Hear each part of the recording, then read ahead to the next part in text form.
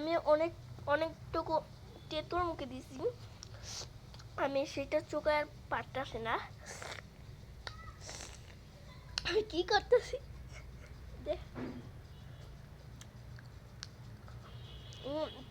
এটা খেয়ে নেই, তারপর তোমাদের সাথে কথা বলছি।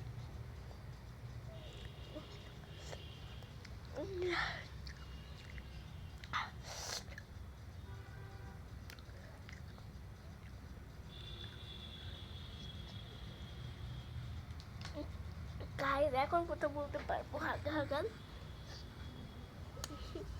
মানে কি বলবো, আব্বু তেঁতুল আনছিল, আমি তেঁতুল দেখে ভাবলাম খাই, একটা নিছি ভাই, মুখে দিছি আমার একটা, এটা এটা কিন্তু এতটুক ছিল, এইটুকু মুখে দিয়ে কামড় দিছি, 1 ঘন্টা যাবতই করলাম, তাই ভাবলাম তোমাদের সাথে শেয়ার করে। এটাও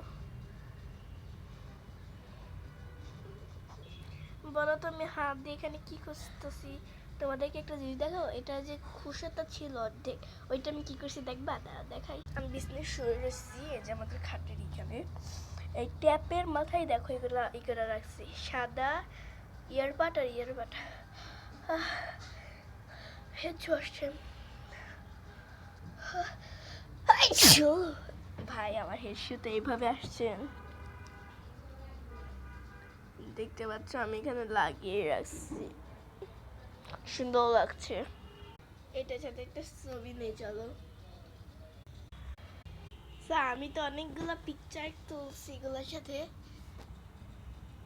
খুব ভালো লাগছে, যে এইভাবে এইভাবে, তারপরে আরেকভাবে তুলছি, জানো কিভাবে, এই যে এইভাবে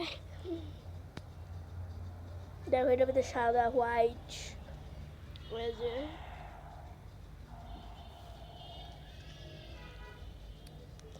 আর খেতে পারবো না, রেখে দিই, তোমার জন্য একটা লাভ ইউ। আজকে তোমাদেরকে আমার ঘরটা পুরো দেখা, এখানে আমরা অনেক কিছু রাখি, ওগুলো বলতে হবে না।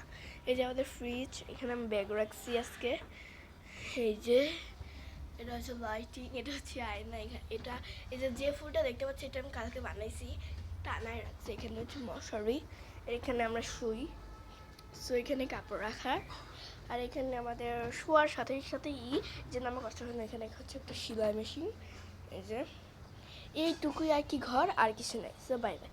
এখানে আমার বাথরুম আছে এখানে, কিন্তু ওইটা দেখা দিতে পারবো না, আজকে এটুকুই।